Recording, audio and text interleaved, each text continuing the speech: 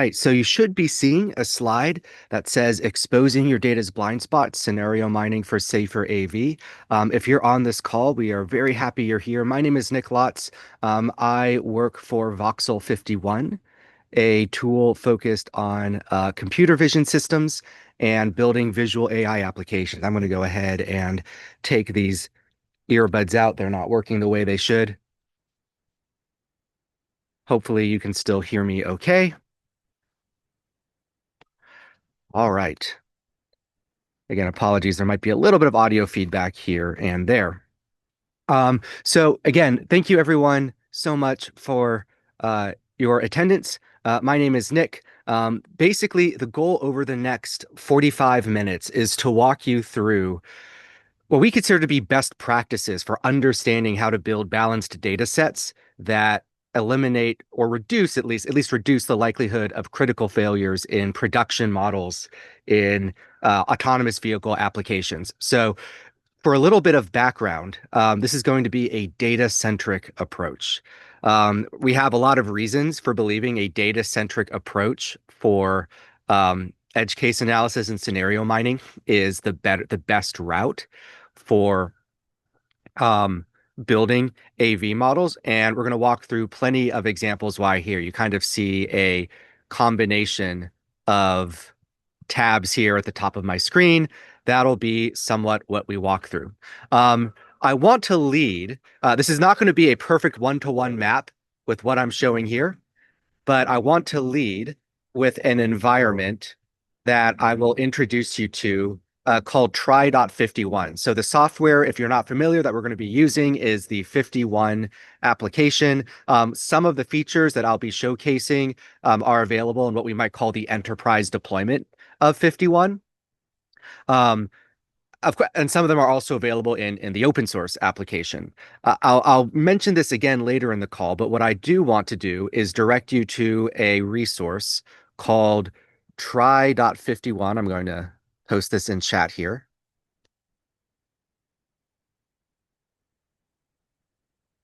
It will ask for authentication. So if I sign out here for a moment,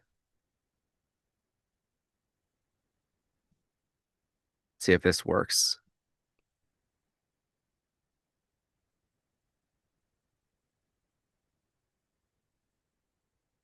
All right. So the first time you see this, and again, I'm doing this for a reason here. If you click continue with 51 teams, it is going to ask for an initial way to sign in, whether it's through your LinkedIn account, GitHub, or Google. Again, but what that will do is if I log in through, for example, my internal 51 account, which I'm going to skip back over for,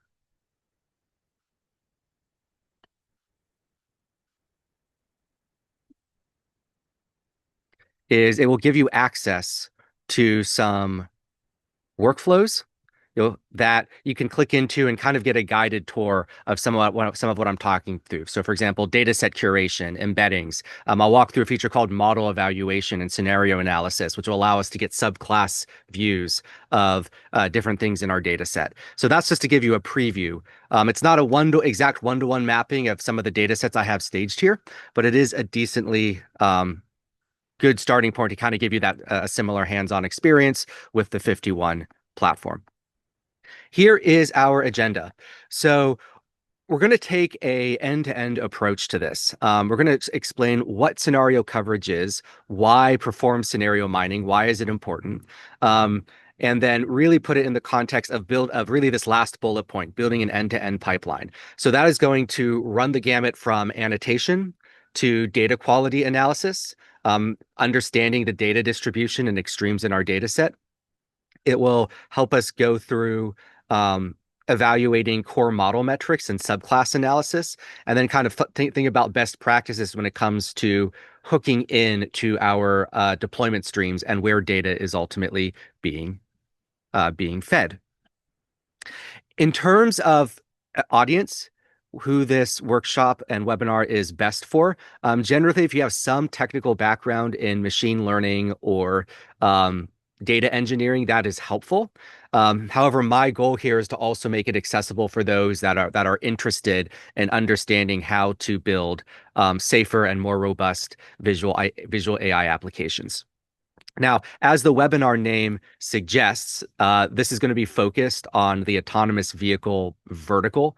So the kind of underlying assumption is moving towards safer self-driving cars, to put it loosely. But at the same time, a lot of what we talk about here could apply to other verticals as well, like manufacturing defect detection, or understanding edge cases or failure modes in visual AI for healthcare, and so on and so forth.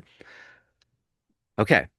So we're going to go ahead and get started, and I want to begin with a little bit of context. As I go through and as I perform demos, feel free at any time to put a question into chat. That's probably the best way. I'll build in some time at the end for some Q&A as well as some additional resources. Right. So I want to begin with a little bit of context of the tool that we'll be using. I work for Voxel 51. 51 is at its core an AI end-to-end application tool building toolkit. One way to kind of think of it is like VS Code for building predominantly visual AI models. It takes an extremely data-centric approach to development. So everything we do, you'll see kind of the data set metadata and actual samples themselves side by side with the various steps of building out our pipeline, whether that's data curation, whether that's augmentation, whether that's quality and balance analysis, or whether that is scenario analysis and mining. The idea here is as we kind of filter and slice and dice, we can see our data set adjust in real time, so we can drill into what exactly, what might be causing problems, or what is underrepresented or overrepresented in our data set. This is a very kind of marketing looking slide. I'm not going to spend too much time on it, but really one kind of phrase that we like to talk about is the idea that data eats models for lunch. We are pretty convinced that in large part, the reason for model failure modes, especially getting from that like 95 to 99% success rate, is due to issues in data sets other than necessarily due to issues in model architecture. Models themselves are getting fairly commoditized.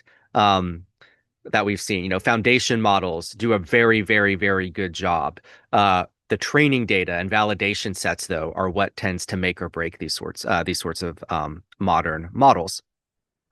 And so just a number thrown out, we found that approximately 30% of model errors are due to bad data, largely because of lack of visibility into that data. Unstructured data, particularly visual data, images, videos, multi 3D point clouds, LiDAR. It's difficult to search, slice, debug. It needs to be properly annotated, right? Text-based models or large language models are somewhat self-training isn't the right word, but the data themselves is what it's being trained on, whereas visual data needs to be told what the different attributes are, whether it's segmentation masks or object bounding boxes and so forth. There's also complex integration across modalities, labeling systems. Often the bottleneck is just getting enough time and resources to have properly labeled data, and that makes it hard to annotate and validate at scale. So you often see things like this, right? If any of this is familiar, ML teams using a combination of spreadsheets, custom Python scripts, opening up their file explorer on their computer, and just navigating around manually. It's a time-consuming and painful process. So part of the goal here is to, as much as possible, keep everything within a single pane of glass. So as you move from, say, annotation to quality analysis, then you can sort of see the end-to-end process of where, okay, the annotated data is showing this distribution of blurriness, brightness, pedestrians in the road, things like that. One more way to summarize the problem is that of garbage in, garbage out. So misleading metrics based off poorly annotated and distributed data leads to poor generalization in production. It can also mean your model evaluation metrics are based on, for the most part, a lie, right? The ground truth is the source of truth that determines, model success. And if the ground truth is not accurate as it could be, then the models themselves, the metrics won't be reliable. Moreover, as we've seen in many cases, one of the big barriers to true like level 3, 4 autonomy is edge cases that compromise safety, right? So, I actually I'm currently in Pittsburgh, Pennsylvania, and there's a reason like why companies like Uber have been doing self-driving car training in Pittsburgh because the city is full of hills, sudden turns, weird street cross sections where you're basically doing like a hairpin turn onto another street, um, massive amounts of blind spots and blind out and like blind turns and so that's the reason these edge cases are important and companies understand that. But the problem is that for many of, especially the public data sets out there, they're way overrepresented with like fair or clear conditions. And the edge cases we need to really build robust models are not properly represented. And then finally, incorrect labels, right? For the past, generally still today, um, massive data sets rely on massive amounts of human work to properly label those data sets. This is thankfully changing with more accurate foundation models, as we'll see here in just a little bit. But at the same time, um, those aren't perfect either. So we need a proper quality assurance analysis to make sure that we can identify incorrect or misleading labels um, that might degrade model performance, but because the ground truth is wrong, we don't immediately catch that. Is a little bit of additional context. The tool I'm going to be using here in just a moment, FiftyOne, kind of sits in the middle of like data storage and uh, model training, storage, and deployment. It's really meant to be the glue. Our data lives somewhere, maybe an object store, maybe a data lake. I'll show both. It gets fed into FiftyOne. That's where curation, annotation, model evaluation can take place. And that is interacting with your actual model training frameworks, pulling in models from a registry where they live, and any of your monitoring or SIEM systems that would apply to your models as well.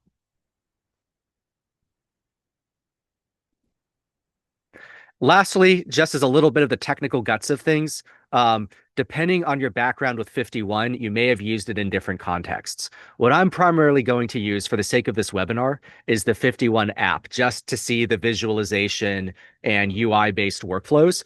The FiftyOne app is ultimately based off a Python library and SDK. So if you've used FiftyOne before, you may be familiar with import FiftyOne in Python, import FiftyOne as FO, import 51.brain. You might be familiar with these types of Python-based workflows. FiftyOne Brain is a computation tool used for things like model evaluation computation. It's a separate library. Um, Computing like uniqueness and similarity scores for samples. It's sort of like the muscle library of the FiftyOne platform. So I'll be predominantly within the FiftyOne app, but it's going to be using these Python libraries under the hood. Okay. So let's start here. And I want to kind of set the stage by showing you a data set. So I am actually going to get back out of here for a moment and show the whole thing. So what I'm showing is the Berkeley Deep Drive data set, or rather 10,000 samples from the Berkeley Deep Drive data set. These are just the raw samples. Notice I do not have anything selected at this time. These are just the raw scenes. Berkeley Deep Drive includes object detections. It includes polylines. It includes classifications like the time of day, the scene, the weather.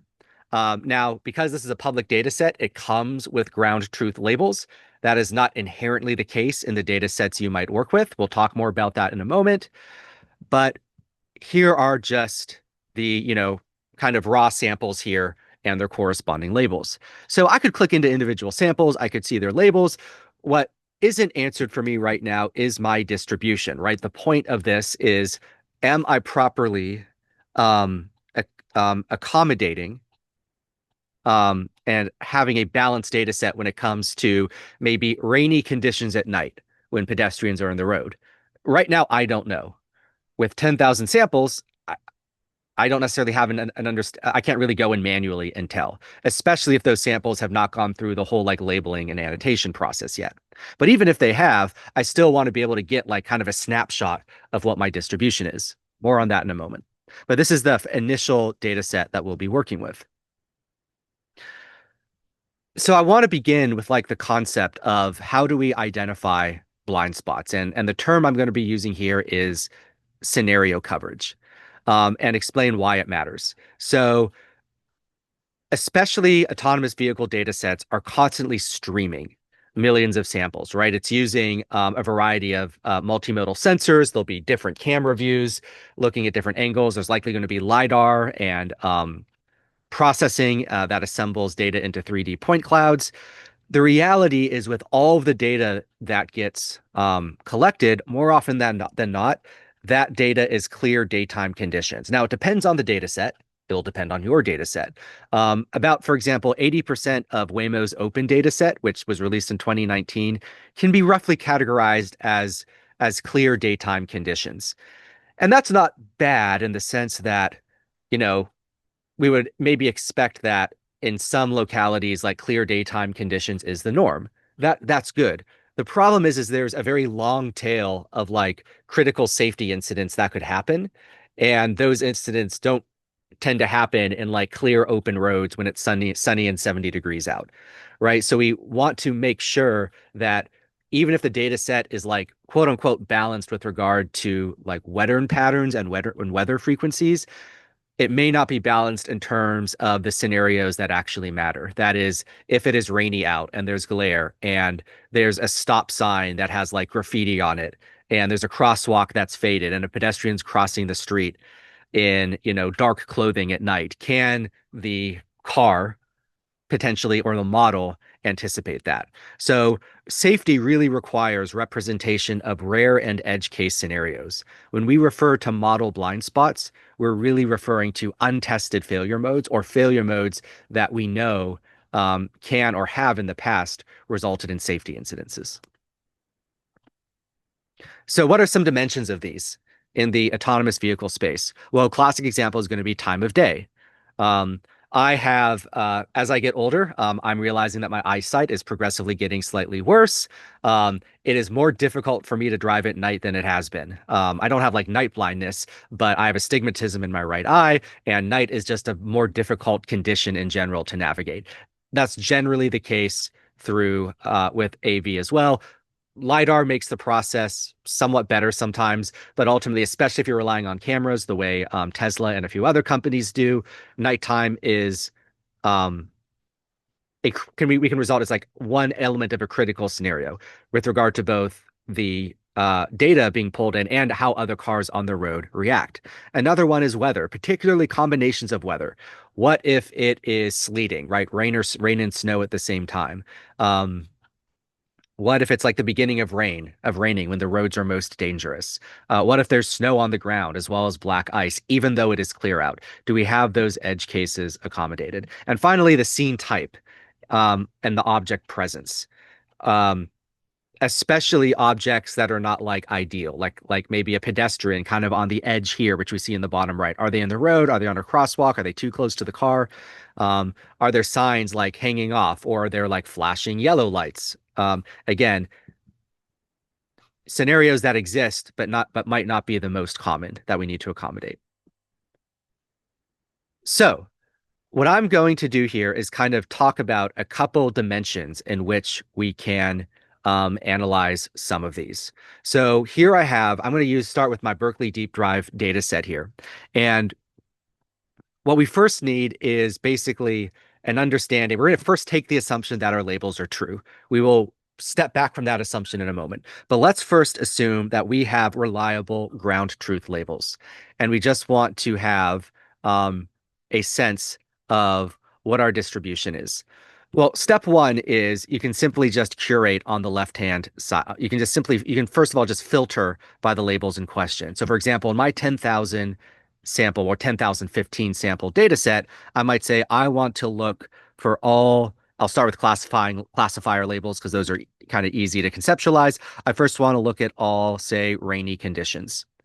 And that'll immediately say that, okay, out of my 10,000 samples, 741 are in rainy conditions. And let me get rid of the polylines here. And we can see, at least get a visual sense of what that looks like. Again, not very objective yet. We'll get there in a little bit, right? But we can see that, okay, this is probably a good example. I'm glad this is in the data set. Um, and we can see rainy conditions. We can combine maybe a combination, or maybe there's actually an or uh, condition, but maybe rainy and partly cloudy. So this is an or, I realized, not an and. But you get the idea. What I think matters a little more are some of the objective extremes, particularly like, do the quality of samples and do these edge cases represent extremes and like brightness and blurriness and darkness and things that would actually like be objective metrics that we can identify model successes or failures. So what we can also do is we can look at data quality distribution. So FiftyOne has a combination of libraries that allow us to basically compute a variety of data quality metrics. And I think I'm in the right data set for this. Yes. Actually, let me go back here. Sorry, let me go to a different deep drive data set here for a moment. Yes, sorry. This is basically the same data set, just where I pre-ran a few data quality metrics. And here we can see a distribution, in this case, of our brightness. And more importantly, I can put it side by side like this. So for example, if I want to look at the extreme of very low brightness, maybe here. Here, these are our extremely dark samples. We can see there's 36 of them. And in a moment, when we talk about model evaluation, we can cross-reference and see, okay, how does the model perform under like various conditions, right? But maybe at night with the extra dark samples, what is the like mean average precision against those samples?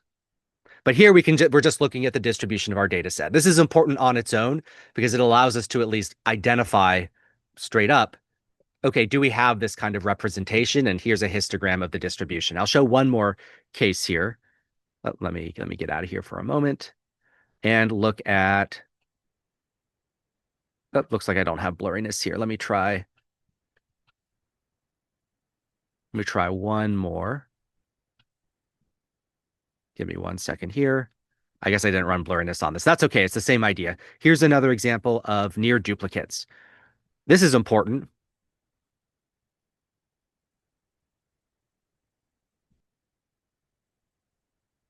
In terms of identifying, do we have basically close to repeat samples? Now, in AV, this is particularly important because different frames might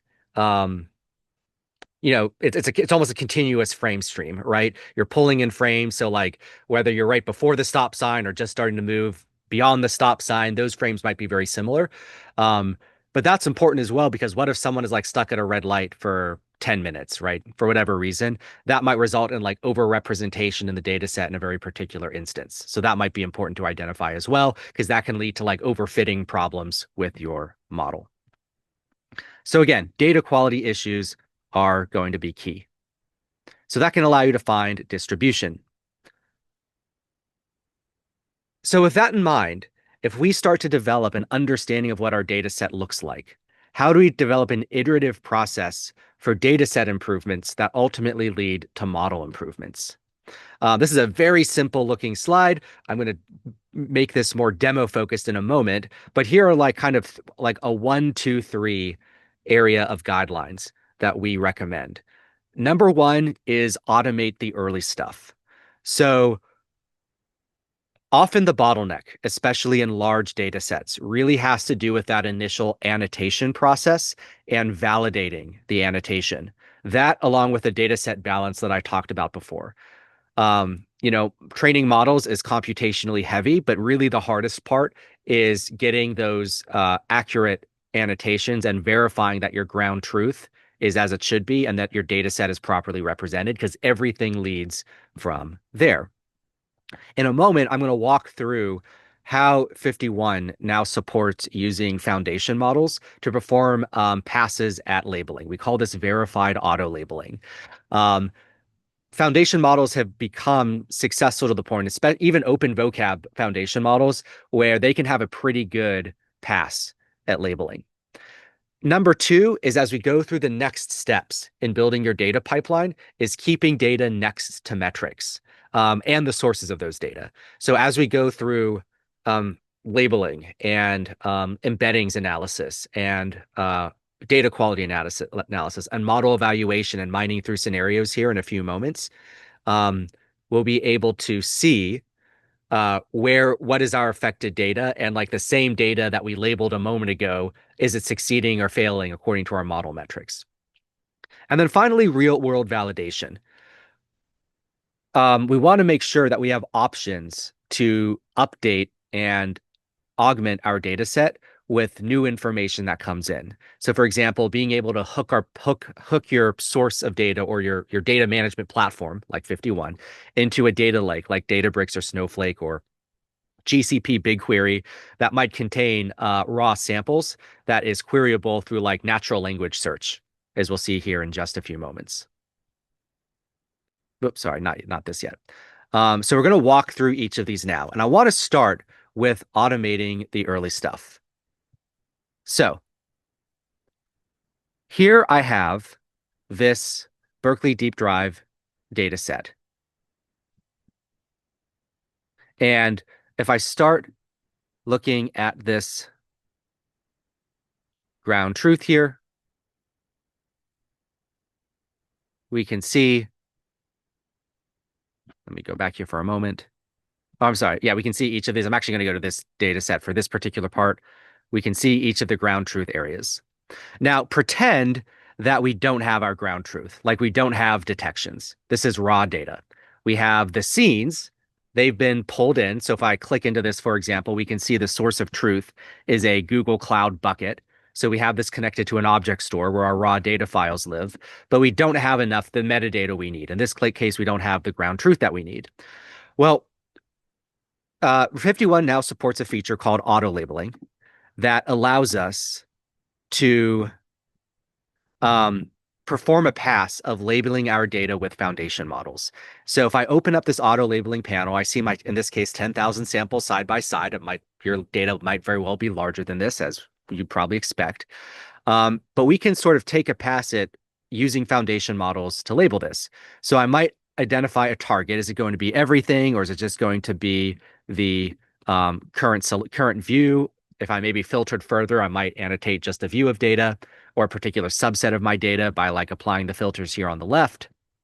And that's step one. Like, what is the data set that I'm annotating? Step number two is what type of annotation am I doing, right? So classification would just be a single scene-wide label. Detection would be bounding boxes. Instance segmentation would be pixel level segmentation masks. And based on what I choose here, like maybe detection, I then have the option of one of several either zero shot or fixed vocabulary models. So fixed vocabulary models would be like a fixed number of classes that model is trained on, or that I can use as class labels with that model. A zero shot or open vocab model will be a kind of an arbitrary natural language string I could use to specify my classes. So for example, maybe I would use fixed vocabulary and choose one of like the YOLO variants. And then from there, I can select whatever classes are supported in that model. So ones in AV might be like car, maybe a dog in the street. I don't know if there's like a sign or something. Stop sign, right? You get the idea. Traffic light. And then it'll go through. In the case of a zero shot model, maybe YOLO world. In this case, I would actually like type my classes, right? Because this is natural language. So like truck, car, maybe person, stop sign, and so on.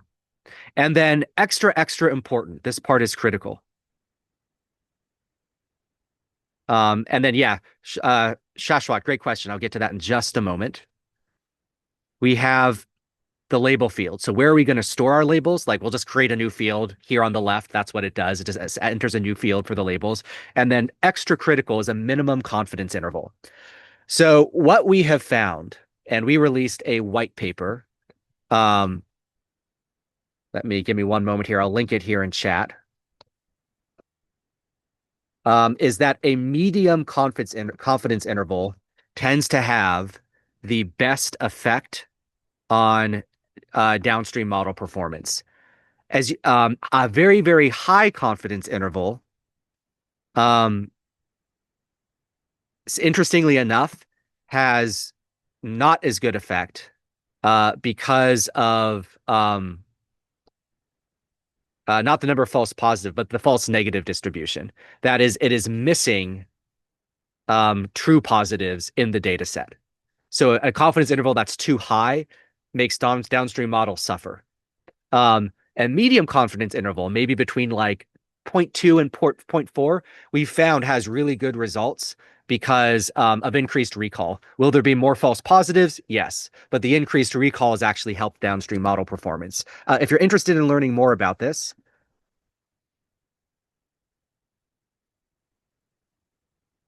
we released a white paper not too long ago that talks about this in more detail. It's all you can also find it on arXiv if you want to search for it directly.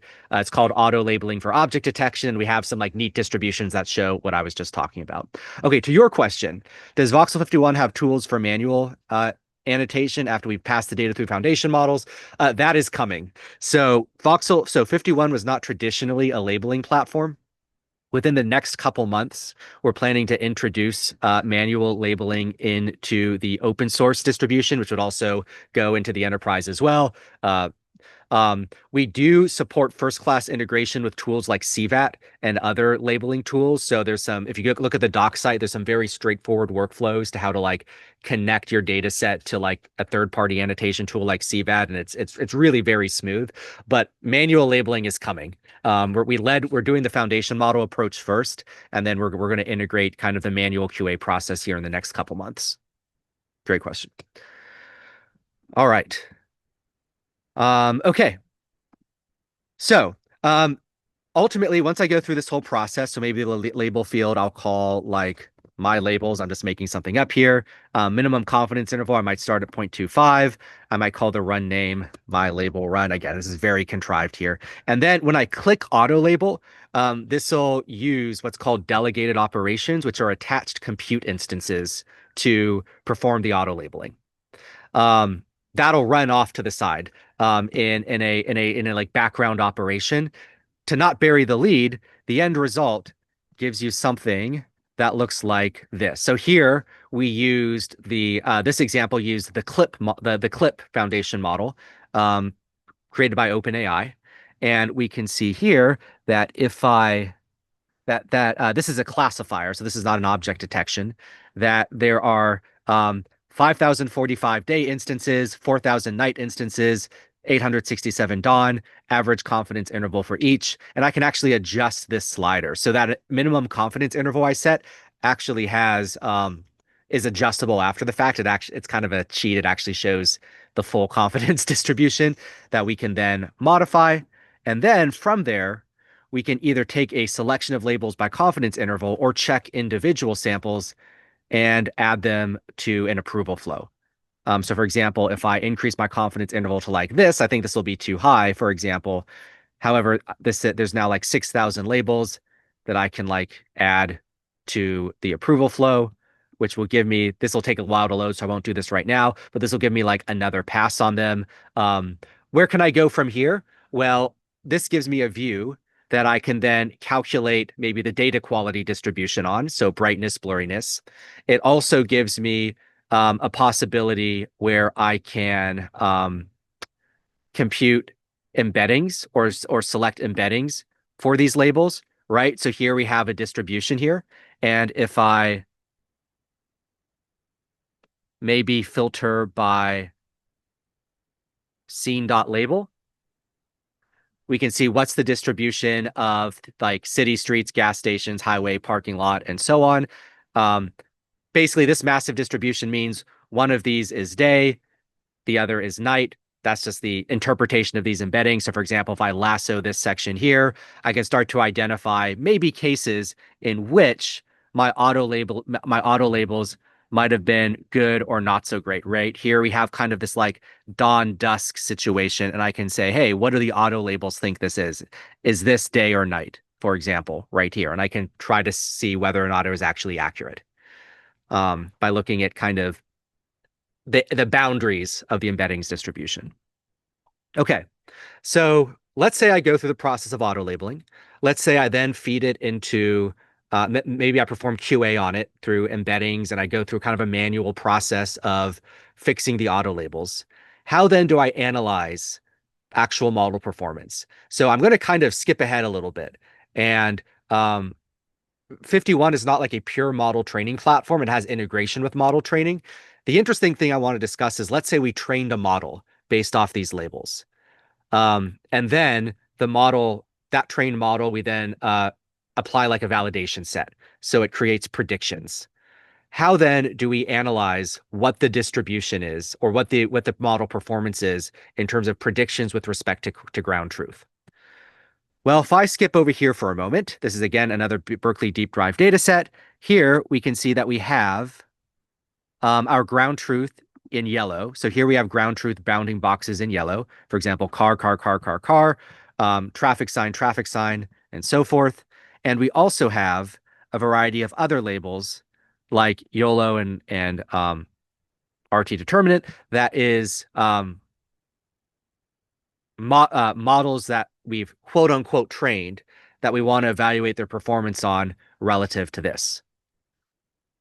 That's what the model evaluation tab is for.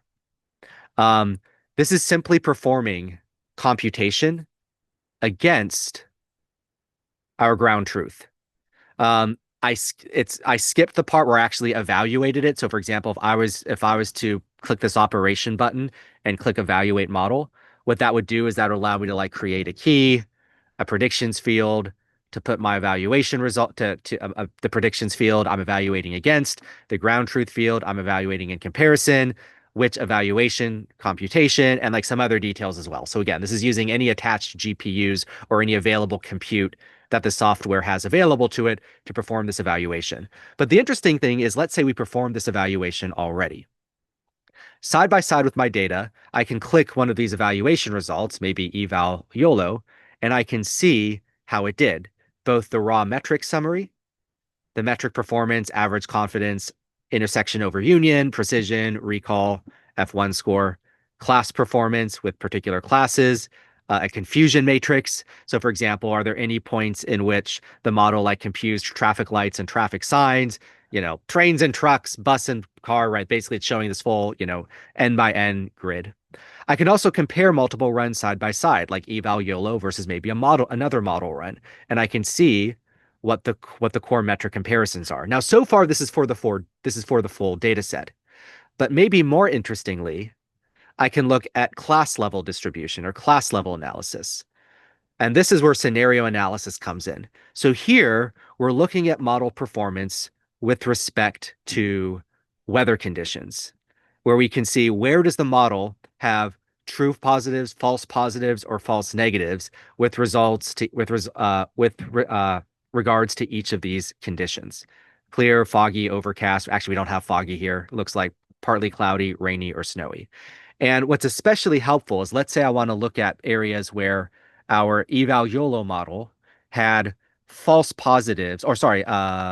negatives in identifying rainy conditions. I can actually click this little uh, orange area here, and that'll filter my data set to show the results here, right? So for whatever reason, ground truth says this is rainy, but the model didn't think so, right? We see a few blotches here. It's kind of overcast, but I guess the model didn't think this was rainy, and it therefore said it wasn't rainy.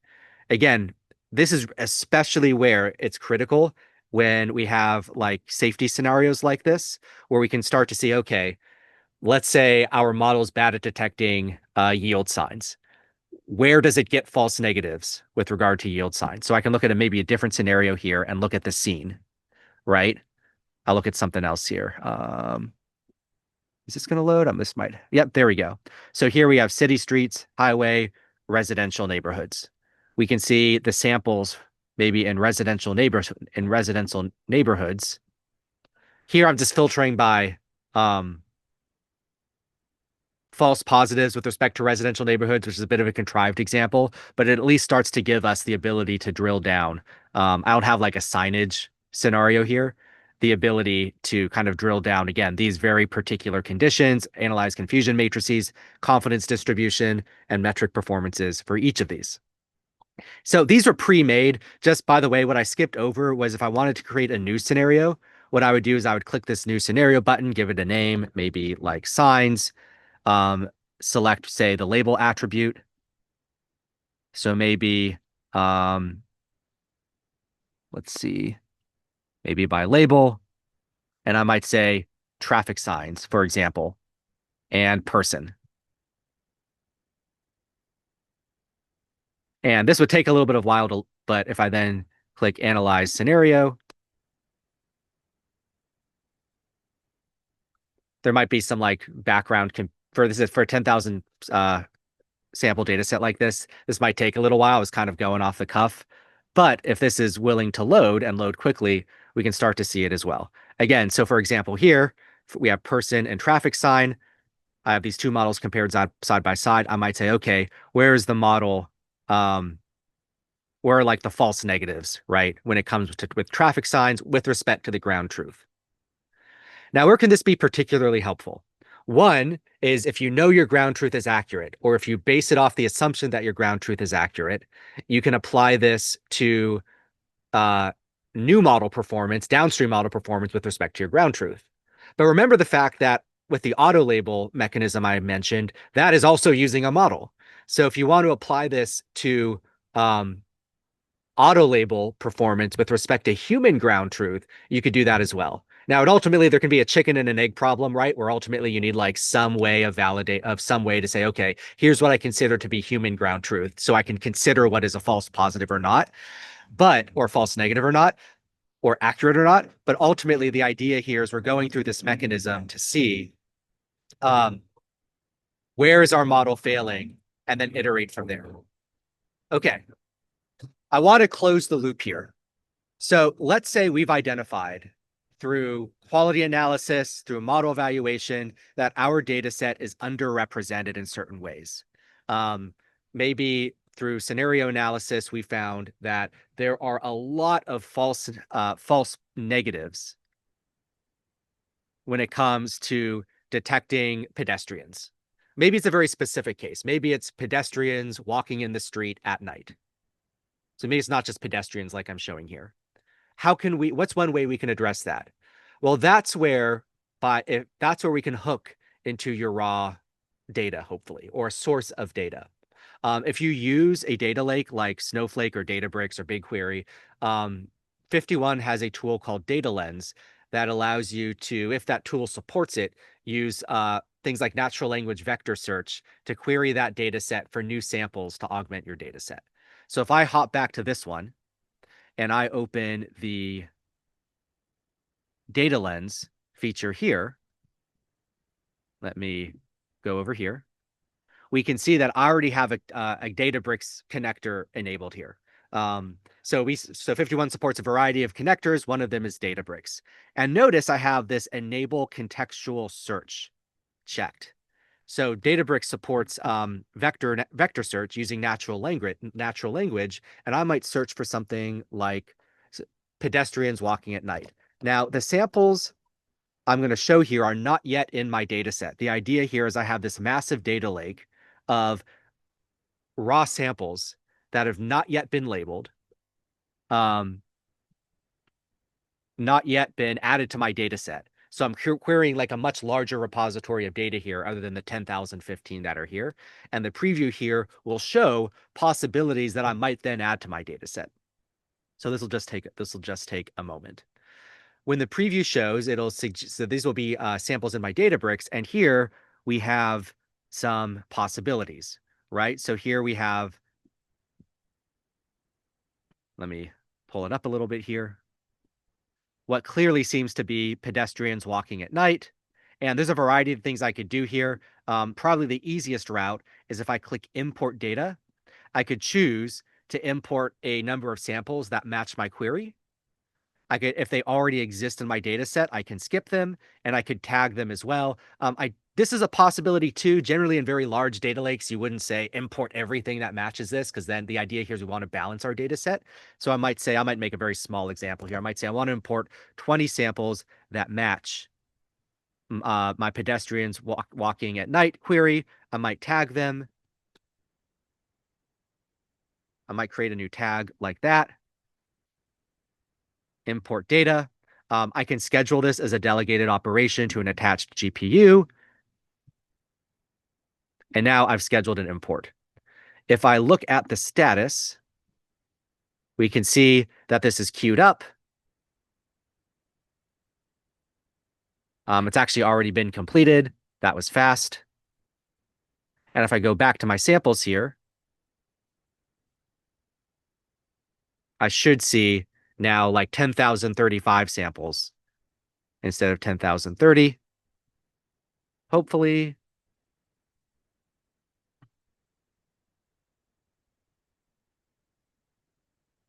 Oh, that's weird. I don't know why that didn't work. Hold on. Let me try one more time. Worst comes to worst, I'll run it in the foreground in just a moment, and that'll be, huh, I don't know why that happened. Okay. Um, I don't know why that didn't seem to update. Let's see. It could just be like an asynchronous thing that happened. Um, Pedestrians walking at night.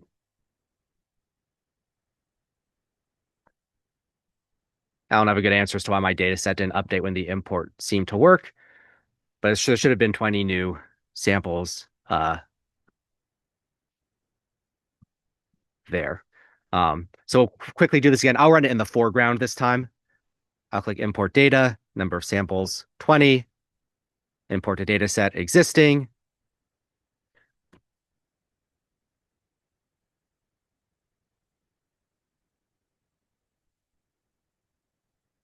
I'm going to run it in the foreground this time.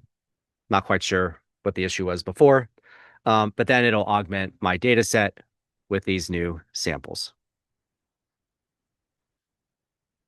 And that allows me to close the loop, right? So as we kind of finish this up here, the idea is that with these new samples, I can run auto labeling on them. I can see how they're represented in the embeddings distribution. I can perform QA and if needed, update the labels if needed. I can see how they perform with regard to scenario analysis with both the model themselves and the labeling model themselves and downstream models. And the idea here is to build a balanced data set and have that very closely tied to model performance metrics. Yeah, so here we have 10,035 samples. I think I messed something up though with the tag, so I apologize where, let's see. Yeah, I think for the second one, I forgot to hit enter on my keyboard to actually apply the new tag. So they're here. We can see they were added, but I messed up the tagging. But again, we get the idea here. All right. Uh, let's see. Suppose we have, so another question. Suppose we have a detection model that have vehicles as class labels and no other metadata. I now want to check how the model is performing at night. We run the validation set through the foundation model so we can get time of day labels and then do the scenario analysis. So through the detection model, yeah. So if the assumption is, yeah, if you're using a foundation model for auto labeling, it is, and it's the detection model for that, then yes. Yes, if the assumption here is we run the validation set through the foundation model so we can get the time of day labels and then, oh, I see what you're saying. Um, That's assuming you trust that the foundation model is giving you accurate ground truth. So basically, whenever you're performing scenario analysis, the idea here is you have some kind of ground truth that you're comparing against. So if you have your own detection model and you want to check how the model is performing, and assuming that detection model like ran against a validation set, then now the question is, where's your ground truth labels coming from that you're comparing against? Do you trust that the foundation model you're using has accurate ground truth? If so, then yes, you can, compare them side by side in that sense. But what I would say is scenario analysis is really presupposing that you have accurate ground truth to compare against. So the loop of that's why it's called verified auto labeling. So the loop of foundation models plus kind of human in the loop review is the idea that we're ultimately iterating on that so we have accurate ground truth. Then you train whatever detection model like you're building, right? And then you use scenario analysis with respect to the detection model against the ground truth that you established with a combinate that was through a combination of the auto labels followed by like human review to make sure those auto labels are actually accurate. I hope that makes sense. But that's the idea. But the critical part is making sure that ground truth is considered like gospel, right? So in your scenario analysis whether we're actually accurate. And whether a false positive is actually a false positive because ground truth is accurate. Hopefully that makes sense. All right. So here's kind of where we're at. If I go back to the slide here, is a kind of a quick review of what we covered. The goal here again is through early automation, think about the possibility of using foundation models as a first pass. Again, the idea is to keep humans in the loop, but it'll give you an opportunity to at least get, the 80 to 90% of like easy cases taken care of, and then focus human efforts on annotating the hard cases. Number two is when we go through things like embeddings and data quality analysis and scenario analysis is keep your data side by side to the next to the metrics. In FiftyOne, at least, the app makes everything pretty clickable for most fields. So for example, if you like click a cell in a confusion matrix, it'll filter the data set and show only those relevant samples so you can drill in further. And finally, with real world validation, take your actual model predictions and results, perform evaluation side by side with your ground truth, like I mentioned. Also make sure that you're steadily like continuing to gather real world data so that if you need to augment your data set, you can pull in that data and make sure your data set is properly balanced and up to date with the real world as well. But that said, that just about covers what we had on the agenda. What I want to do now is I want to initially open the floor to any final questions folks might have here. And then I'll talk about a couple next steps. So any other questions that might come through the Q&A? Feel free to put them in the Q&A if there's anything else. Otherwise, I'll talk about a couple next steps. All right. Here's a couple of things I recommend. Let's see. Can FiftyOne generate a pie chart type visualization for label categories? Yes. So one thing I didn't discuss, and I think I can do this pretty quickly out of the box here, might require a little bit more work, is something I didn't discuss was the general like dashboards feature. So there's a general dashboards feature that has more fully functional Plotly integration, John. So if I click add plot and I create maybe like a pie chart, I can give the plot a title like time of day, category field, and then any arbitrary label I can put here. So, for example, this was specifically time of day dot label in the ground truth classification, right? But I could also look at my clip label. I guess there's a null category here, but that'll show the distribution as well. This is directly what's in the app. So like in the app UI, you can create these. There is a more fully featured Plotly integration where if you look at the docs, the SDK just gives you like more granular things you can do to kind of make it even more so. So for example, if I create this plot of like my clip distribution, which this one's going to be misleading because it's has like this big null category here for some reason. But if I add an additional, give me one moment here.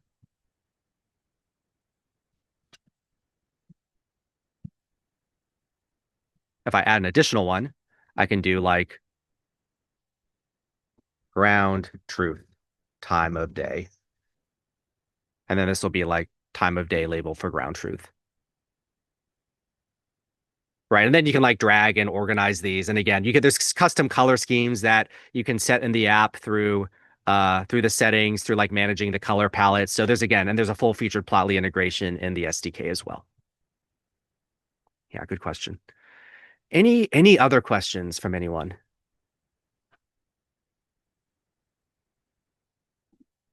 Again, I know they're typed, so feel free to put them through if you have one. Otherwise, what I'm going to do is I'm just going to give a couple of next steps here.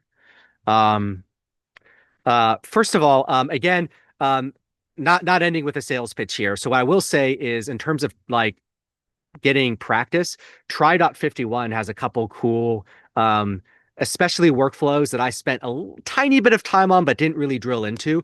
One of them I would particularly recommend is embeddings. Embeddings are often an underutilized but extremely powerful way of visualizing data. So for example, if I go to this Explore Embeddings, this actually goes into a version of the BDD dataset, and there's like a little tutorial that it walks through for you.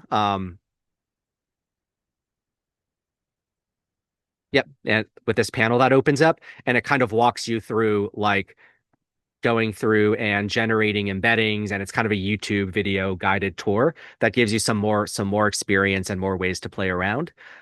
51 is open source. You can find it on GitHub. It's also available as a Docker image. So if you'd like to play around there, you can definitely do so. We have a variety of quick start data sets from what we call the model zoo.